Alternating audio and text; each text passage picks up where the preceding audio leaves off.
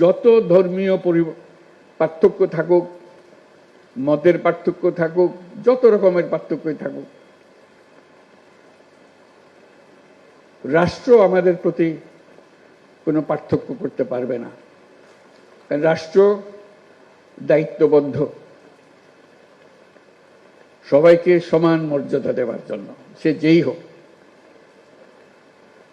সে যে ধর্মে বিশ্বাস করুক, যেই মতবাদে বিশ্বাস করুক, অসীম ধনের অধিকারী হোক অথবা নিঃস্ব হোক, রাষ্ট্রের কাছে সে একজন নাগরিক।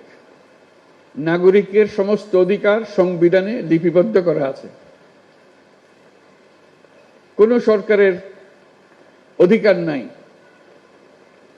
তাকে কোনো জায়গা থেকে বঞ্চিত করা, ক্ষুদ্র পরিমাণেও বঞ্চিত করা। কাজে আমাদেরকে ওই একটা জায়গাতে সোচ্চার হতে হবে সবসময়।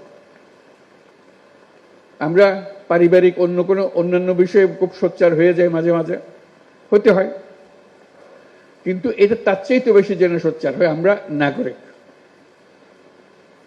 আমার প্রতি কোনো রকমের বৈষম্য করা যাবে না, কারণ রাষ্ট্র আমাকে নিশ্চয়তা দিয়েছে, তালিকা করে দিয়ে দিয়েছে আমার প্রাপ্য কি।